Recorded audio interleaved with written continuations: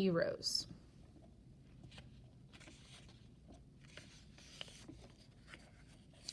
My dad drove me to school every morning, but I wished he wouldn't. That was because the other kids walking to school always turned around and stared. Some pointed, and others pretended their fingers were guns and aimed at us. How come we're always the bad guys? I asked my dad. That's only in the movies, he replied. Still, if I could talk my dad into it, I had him pull the truck over and drop me off down the street from school.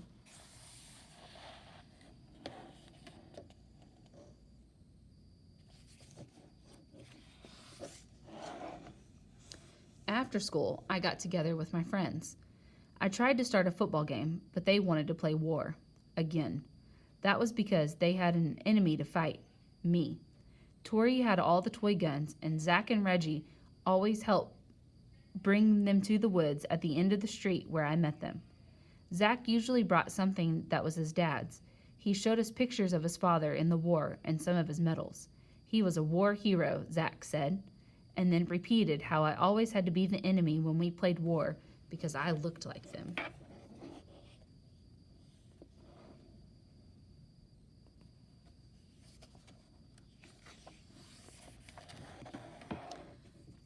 Get moving, Donnie, Zach commanded. You're the bad guy, and we're going to hunt you down. No, I'm not, I protested. My dad was in our army, and he fought in Italy and France, and my uncle Yosh was in Korea. No way, Zach said.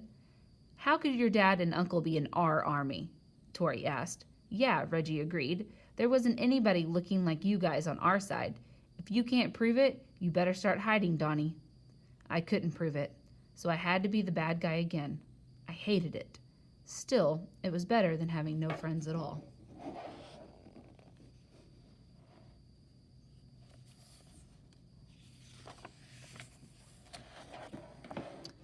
But I knew my dad had stories that could prove he was a hero. I sometimes overheard him talking with his army buddies at the gas station. I probably asked him 100 times to tell me the old war stories, but each time he just shook his head. Once, I tried to unpin the war medals from my dad's veteran's cap at home to show everybody. I got in trouble for doing that.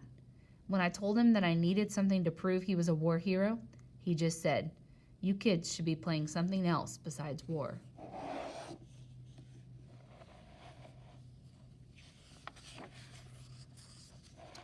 Uncle Yosh was the same way. He sat in the station with us, drinking his coffee, but he was always quiet and never talked about Korea. One time, I asked him about it. Real heroes don't brag, he said. They just do what they are supposed to do. When he came to our house, he didn't like me watching war shows on TV, or even news about the new war in a country called Vietnam.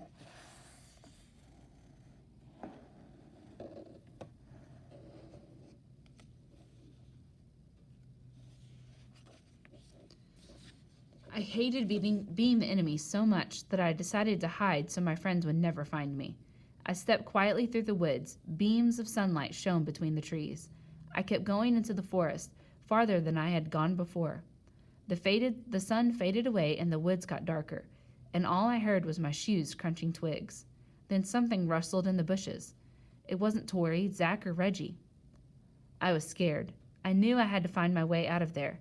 But what if I had been walking around in circles? I sat down on a big rock and tried to think, because the worst thing I could do was panic. Heroes don't panic. They just do what they are supposed to do.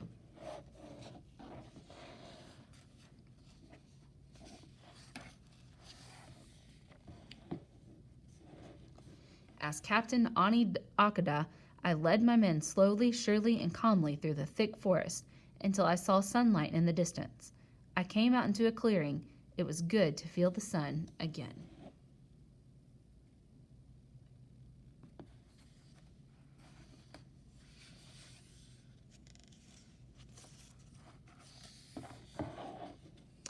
Pow! We got you now, Donnie. Zach and Reggie ran toward me in the clearing. I dropped my toy gun and dashed through the woods. Heading down a trail, I tripped and slid most of the way on the seat of my pants, then ran as fast as I could.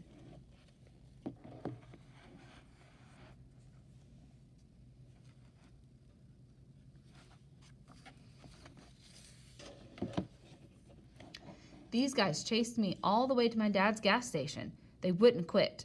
Rat-tat-tat-tat-tat. Pow, pow, pow. You're dead, Donnie. Uncle Yosh hurried out from underneath the car he and Dad were fixing. Uncle Yosh looked mad.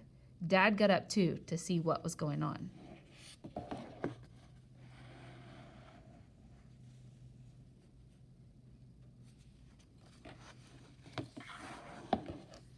I'm not the bad guy, I cried, running to my dad's place.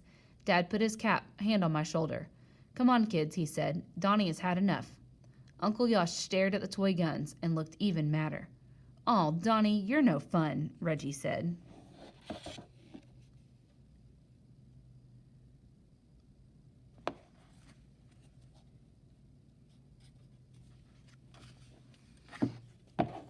I looked up at my dad. I almost yanked the pockets off his oily gas station coveralls when I pleaded with him. See, Dad, can't you tell me anything? Can't you let me prove it to them? Can't we be heroes too? My dad looked at Uncle Yosh. Uncle Yosh took a moment to think. Then he nodded in agreement. We'll pick you up at school tomorrow, my dad said.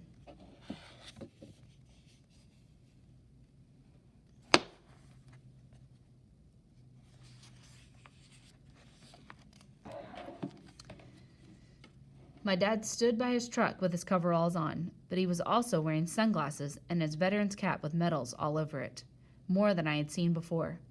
And I couldn't believe Uncle Yosh. He also wore sunglasses along with his uniform and officer's hat. All the ribbons on his chest looked like the top of an open crayon box. His decorations and shiny brass buttons gleamed in the sun.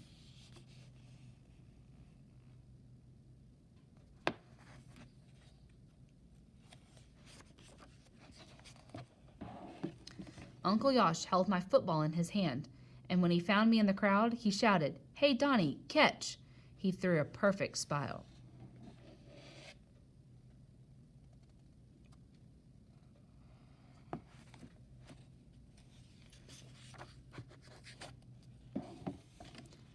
Instead of driving me home like I thought was the plan, my dad and Uncle Yosh stuck around for a little while to make sure I would be okay. Then they drove off, leaving me there holding the football. Who wants to play? I asked. Zach, Reggie, Tori, and a bunch of other kids did, so we ran off to the playground. This time, they were following me instead of chasing me.